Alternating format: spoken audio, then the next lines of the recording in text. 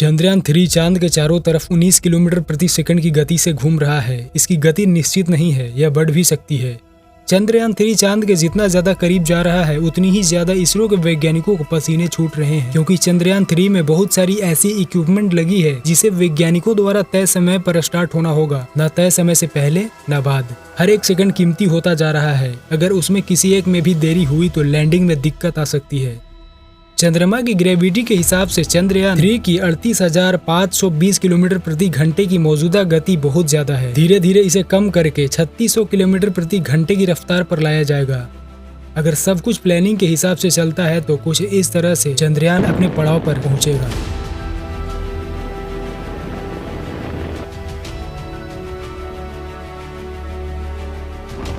Landing में कुछ दिक्कत आने की संभावना के कारण ही वैज्ञानिकों ने प्लान बी भी तैयार कर रखा है। इसरो के वैज्ञानिकों ने चंद्रयान 3 को पृथ्वी की ऑर्बिट से चांद की तरफ भेजा। इसे ट्रांसलूनर इंजेक्शन कहा जाता है। 5 अगस्त को यह चंद्रमा की ऑर्बिट में पहुंच चुका था और 23 अगस्त को चंद्रमा पर लैंड करेगा। 16 अगस्त तक चंद्रयान 3 चांद के चारों तरफ चक्कर लगाएगा और हर एक चक्कर उसे चांद के और करीब लेकर जाएगा। 17 अगस्त को चंद्रमा से 100 किलोमीटर ऊपर प्रोपल्सन मॉड्यूल से लैंडर अलग होगा। 18 अगस्त को डीबूस्टिंग प्रक्रिया से चंद्रमा के लैंडर मॉड्यूल की गति को कम किया जाएगा। गति कम करने के लिए इसे 180 डिग्री का घुमाव देकर उल्टी दिशा में घुमाया जाएगा। चांद की तरफ जाने के लिए गति को 1 किलोमीटर प्रति सेकंड किया जाएगा।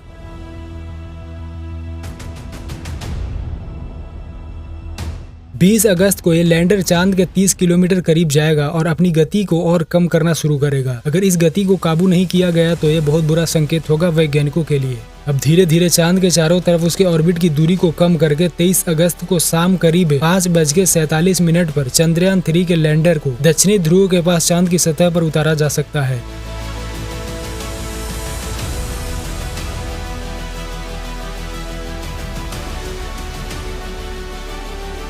इस बार वो गलती नहीं होगी जो पिछली बार थी। इस बार जो यंत्र लैंडर में लगाया गया है उसका नाम है लेजर डॉपलर वेलोसिटीमीटर और lander horizontal velocity camera. Laser Doppler velocity meter जमीन पर उतरते समय 3D लेजर फेंकता है। यह लेजर जमीन से टकराकर वापस यह बताता है कि सतह कैसी है, ऊंची नीचे उबड़ खाबड़। इसके आधार पर वह लैंडिंग के लिए सही जगह का चुनाव करता है। बाकी 2 दिशाओं में जो लेजर जाते हैं वो ये देखते हैं कि कहीं सामने या पीछे की तरफ कोई ऊंची चीज तो नहीं है जिससे लैंडर के टकराने का खतरा हो। इसके साथ ही काम करता है LHVC जो जमीन के नीचे के हिस्से की तस्वीर लेता है, वह भी गति में, ताकि लैंडर के उतरने और हेलीकॉप्टर की तरह हवा में तैरते रहने की गति पता चल सके, साथ ही खतरों का अंदाजा हो सके। चंद्रयान 3 में लैंडर, रोवर और प्रोपल्सन मॉड्यूल है। लैंडर और रोवर चांद के सतह साउथ पोल पर उतरेंगे और 14 दिन तक वहां प्रयोग करेंगे। प्रोपल्सन मॉड्यूल चंद्रमा की कक्षा में रहकर धरती से आने वाले रेडिएशन का अध्ययन करेगा। इस मिशन के जरिए इसरो पता लगाएगा कि चांद की सतह पर कैसे भूकंप आते हैं। यह चंद्रमा की मिट्टी का अध्ययन भी करेगा। नासा ने वर्ष 2024 तक एक बार फिर से अंतरिक्ष यात्रियों को चंद्रमा पर भेजने की तैयारी की है और आगे की मिशन के बारे में अमेरिकी प्रशासन के मिश्रित संदेशों के बीच वैज्ञानिकों ने बताया कि चंद्रमा में अभी भी कई रहस्य हैं जिसके बारे में जानना अति आवश्यक है। चांद से लौटने के करीब 40 साल बाद अपोलो 15 मिशन द्वारा वापस लाए गए रॉक सैंपल के अंदर पानी मिला था।